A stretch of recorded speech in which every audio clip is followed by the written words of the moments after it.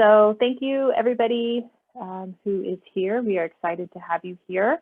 And I am excited to welcome you to the Creatine Info Registry birthday party. I am Emily Reinhardt, the patient registry coordinator for the ACD, and I am just so glad that you could join us as we celebrate the registry turning 1 year old. Today, we will share with you all of the amazing things we have accomplished during year 1 of our registry, share some goals we have for year 2, and then we will chat with a few members of our ACD board and hear their thoughts on the patient registry. So to kick this birthday party off, we are going to have a little Zoom poll. So you should see a poll pop up here in a few seconds, and it is going to ask you what your favorite birthday treat is. Are you a cake person, cupcake, ice cream, pie? I don't really care for birthday cake. So growing up, my mom always made me birthday pie. So that's why I threw that in there. So go ahead and answer, and then in a couple seconds, we'll see what the responses look like.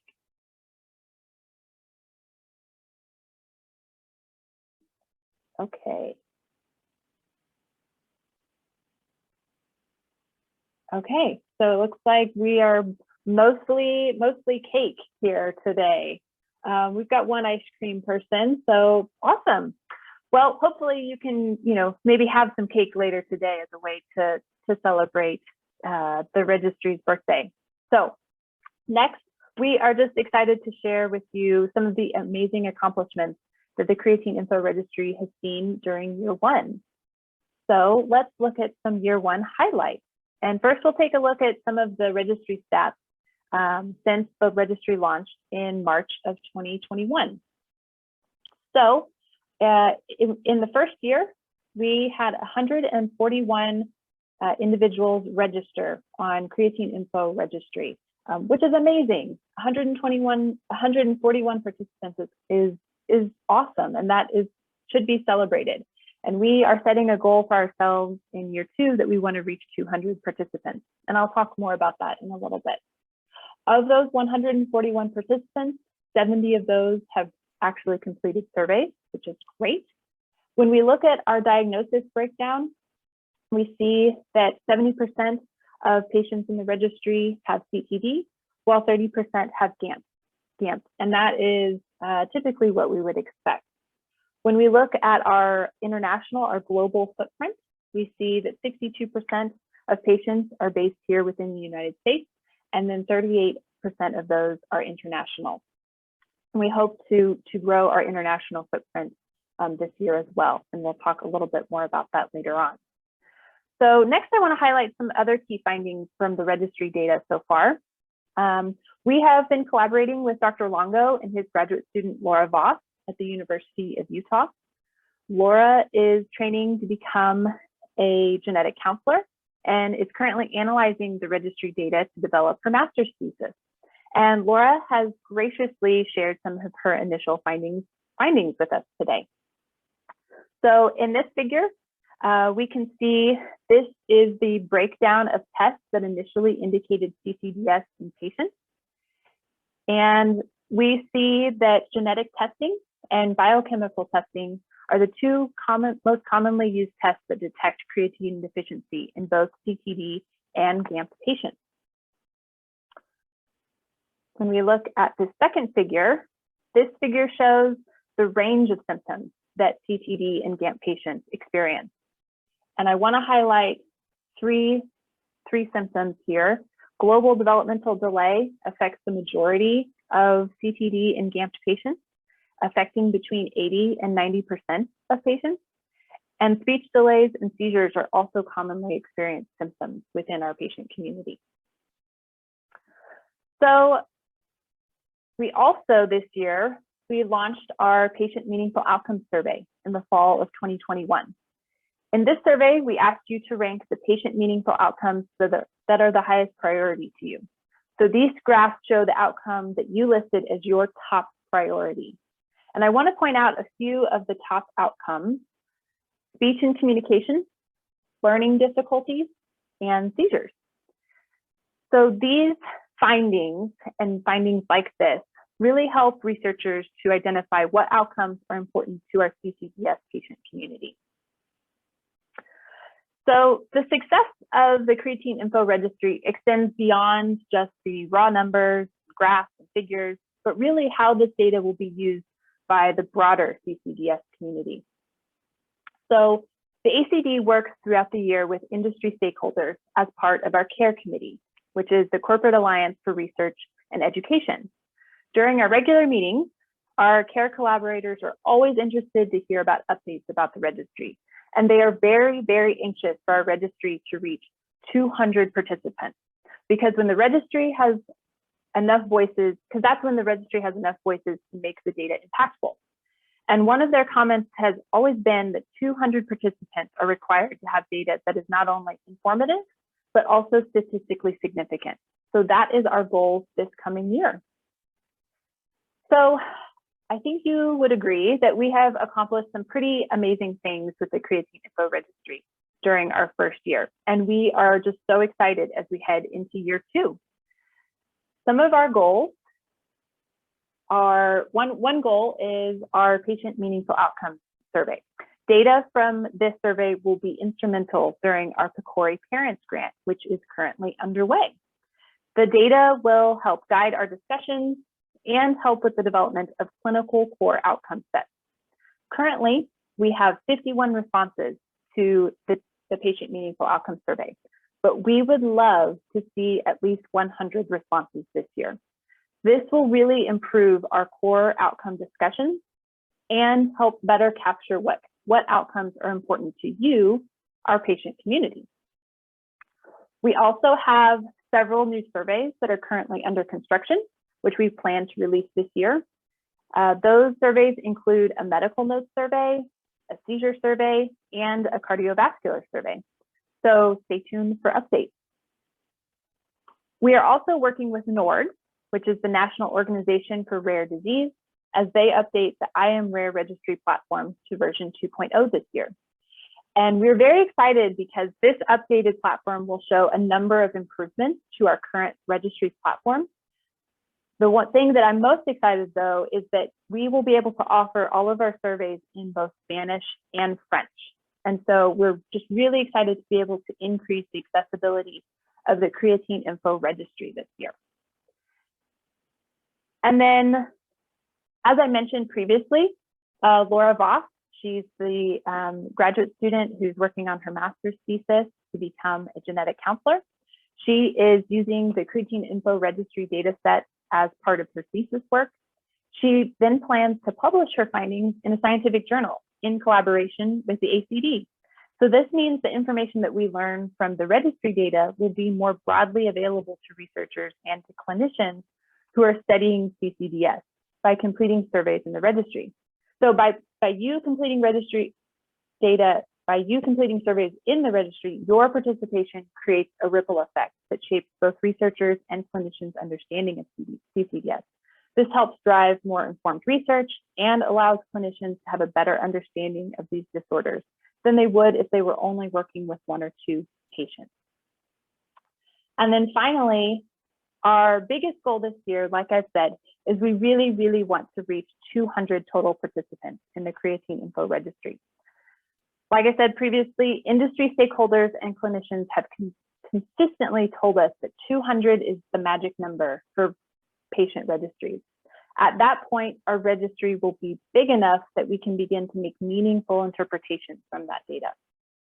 We will also be able to attract more industry stakeholders who want to partner with us in developing treatments. We are currently at 141 total participants, so we think that 200 is definitely within reach this year. So you have spent the last 10, 15 minutes listening to me rave about the Creatine Info Registry. So we thought it might be fun to ask our board members a few questions and hear what they think about the registry. So I would like to welcome Heidi Wallace. She is the Executive Director of the ACD, and Erin Collard.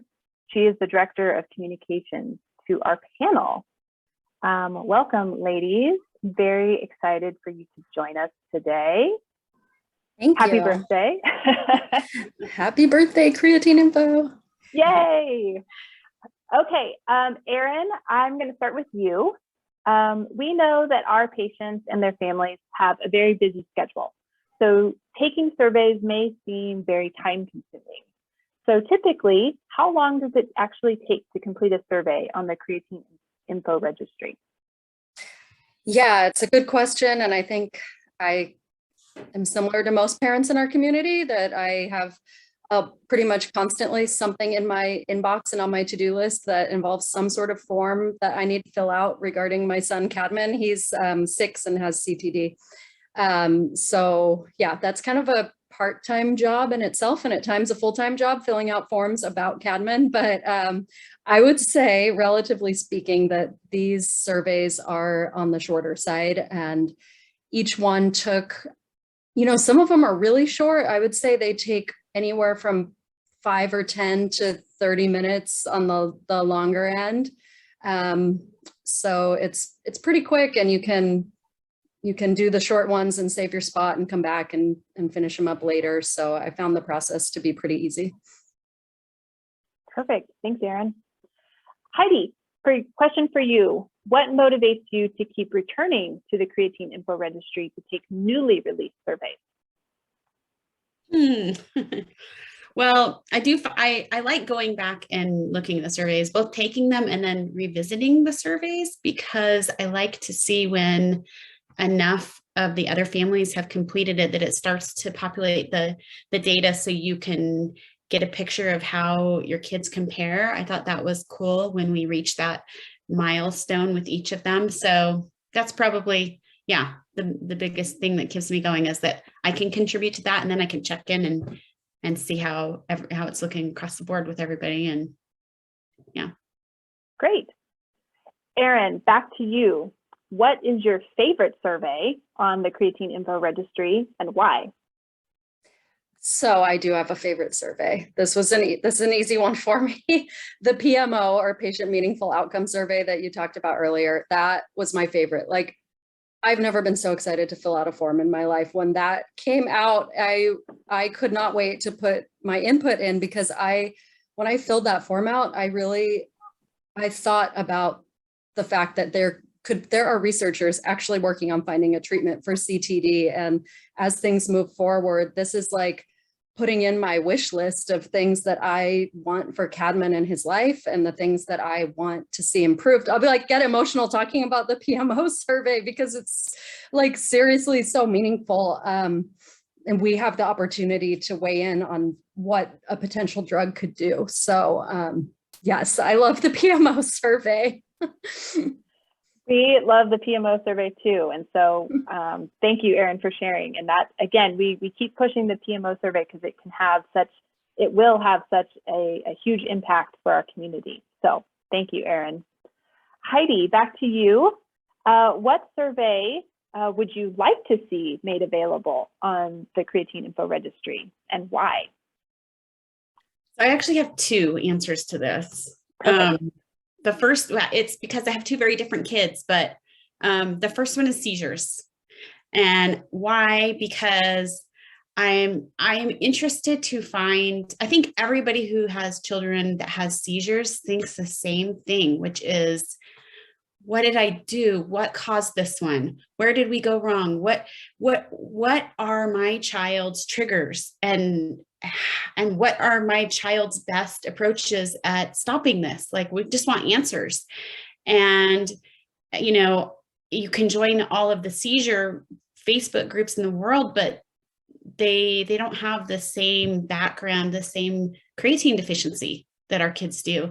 And so I want to know from our community, what's helping, what's triggering it, what's going on with your seizures. And then the other one for me is, I want to see something about like diet and taking medicines and things like that, because I think for GAMP kiddos and for some CTD kiddos that are taking supplements, it can be really hard to give that to the kids. And I think capturing that would be very powerful. I don't think that when we get a diagnosis and we're told, go try this, that the physicians understand what a huge task they've asked us to do, because it's not that easy.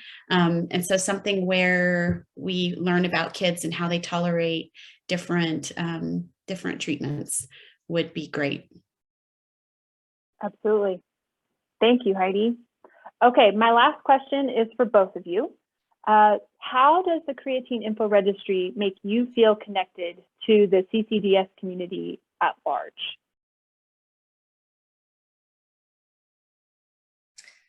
Well, I would say, it makes me feel connected in, I guess, a more powerful data-driven way than the ways that we're able to connect through our Facebook support group or even going to the in-person symposium.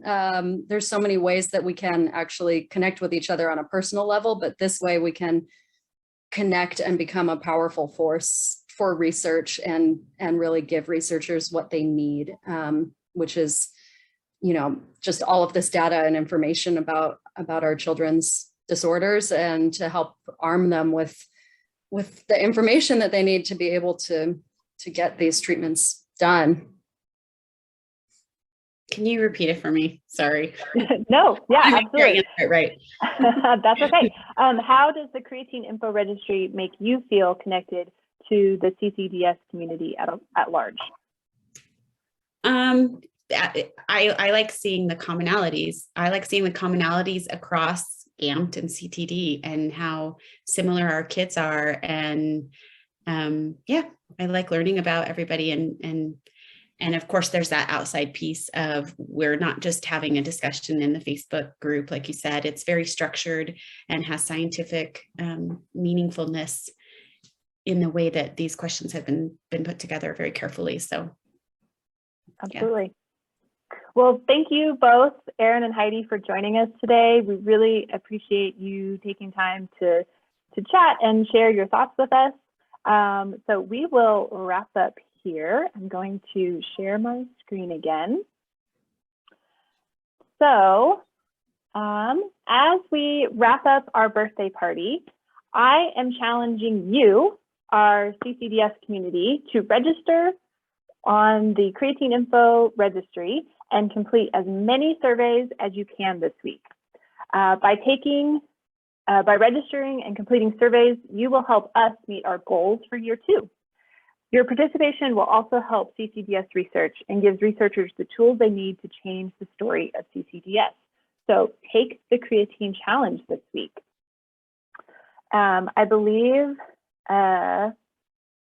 we are going to drop, yep, perfect. Thank you, Bree.